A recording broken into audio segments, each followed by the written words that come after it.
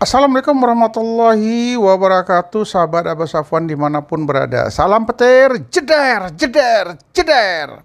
Baik teman, sahabat pionir dimanapun berada, semoga kita semua dalam keadaan sehat walafiat. Jadi video hari ini yang saya buat adalah beberapa teman-teman mempertanyakan kepada saya bertubi-tubi ya, itu dari NTT, dari Kalimantan, dan ada beberapa daerah lainnya. Kenapa KYC-nya kok tidak pernah berhasil, selalu terhambat terus? Jadi ada beberapa faktor ya, mungkin yang selama ini orang menunggu-nunggu KYC, begitu mendapat KYC ya, itu rasa gembiranya itu luar biasa, akhirnya nervous. Jadi kalau orang yang sudah ditutupi dengan emosi, cara berpikirnya bisa kacau, berubah-ubah, tidak konsentrasi. Jadi segala sesuatunya kita harus bisa konsentrasi. Yang pertama ya, mengapa aplikasi KYC tertunda cukup lama? Yang pertama, pengajuan ID yang salah. Jika ID yang kita unggah tidak ada dalam daftar kartu ID yang diterima untuk negara atau wilayah kamu ya, maka tidak akan lulus. Jadi pilihlah ID yang sesuai dengan negara kita. Pilihan ID yang salah, jika kita mengunggah ID yang berbeda dari jenis ID yang kita pilih, meskipun valid, KYC-nya tidak akan lolos. Contoh, kita memilih paspor, tetapi yang kita unggah ID kita yang SIM atau KTP, itu akan ditolak. Cobalah untuk memfoto gambarnya langsung dari dokumen aslinya. Fotokopi tidak diterima. Ini mungkin bisa menjadi sebuah pertimbangan. Kemudian yang berikutnya, informasi tidak lengkap ya. Contoh, jika ID kita memiliki dua sisi informasi penting, tetapi kita hanya mengunggah yang satu sisi saja.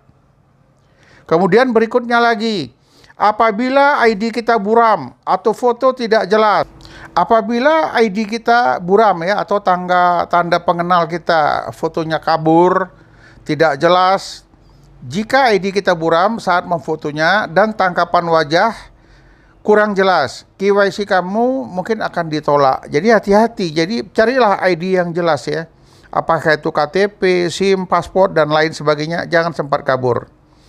Kemudian yang berikutnya lagi, lebih dari satu orang muncul di video kita pada saat kita live check. Jadi nggak boleh ada dua orang. Karena ada diminta kita foto secara live langsung, tiba-tiba ada orang di belakang kita. Nah itu kemungkinan kita gagal untuk melaksanakan KYC. Jadi teman, sahabat, Abah Safwan dimanapun berada, ya KYC itu sebenarnya mudah dan gampang kalau memang cocok, tepat, atau pas.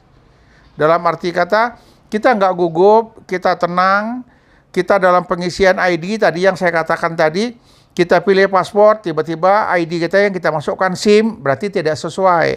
Kita pilih KTP yang kita masukkan SIM, nanti tidak sesuai ID-nya, maka KYC-nya akan ditolak. Jadi himbauan untuk teman-teman semua, ya, atur validasi bagi yang ingin melaksanakan KYC atau persiapkan dari awal. Kemudian segala sesuatunya kita harus sesuai dengan ketentuan yang ada. Dalam arti kata, kalau kita memasukkan data KTP, ya kita klik KTP, maka data KTP yang kita masukkan. Kalau kita memilih SIM atau paspor, maka data SIM atau data paspor itulah yang kita masukkan. Inilah yang sering gagal dalam hal KYC. Ada lagi faktor-faktor lain ya. Di antaranya itu adalah kemampuan daripada handphone itu sendiri. Jadi kemampuan handphone itu menentukan. Bisa saja nanti aplikasi kita di handphone itu sudah penuh dengan data, dengan foto, dan lain sebagainya. Sehingga dia berat untuk melakukan pemasukan data baru. Jadi untuk lebih jelasnya, cobalah teman-teman, andai kata sudah dapat undangan KYC, ya minimal coba cari orang-orang yang telah lulus KYC. Tanyalah sama mereka yang telah lulus KYC. Langkah apa yang mereka lakukan, ya. Kemudian kita mempersiapkan segala sesuatunya untuk nantinya menghadapi KYC. Jadi kalau bertanya tidak perlu kita malu-malu, tidak perlu segan ya. Carilah orang yang pernah lulus KYC, kemudian cari apa langkah-langkah yang ia lakukan. Jadi banyak teman-teman menyatakan kenapa tidak lulus KYC, kenapa tidak lulus KYC. Ya, tapi saya yakin dan percaya jika kita mau bertanya pasti ada jalan keluar. Dan untuk KYC ini adalah massal dan ini KYC terbuka untuk semua orang yang belum KYC. Cuman permasalahannya nanti KYC untuk anak-anak di bawah umur. Nah, itu ada prosedur-prosedur khusus.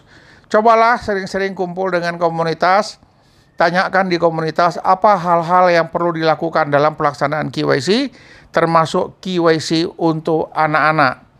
Karena ada seorang pioner, satu keluarga melakukan penggalian penambangan petir. Si ayah, si ibu, dan mungkin 3-4 orang anaknya. Ternyata anak-anak yang dimasukkan datanya adalah anak-anak kecil semua, masih sekolah, SD, SMP, SMA, yang mereka mungkin belum memiliki KTP, hanya memiliki kartu pelajar saja. Jadi segala sesuatunya coba tanyalah di masing-masing komunitas, minta bimbingan. Bila perlu nanti komunitas-komunitas yang ada itu dibimbinglah teman-teman yang belum lulus KYC, langkah-langkah apa yang harus dilakukan. Perlunya, pentingnya komunitas adalah berbagi informasi ke sesama pioner. Mungkin sementara inilah yang dapat saya sampaikan. Semoga ini bermanfaat kepada teman-teman yang selalu gagal KYC. Demikian, Assalamualaikum warahmatullahi wabarakatuh. Salam petir, jeder, jeder, jeder.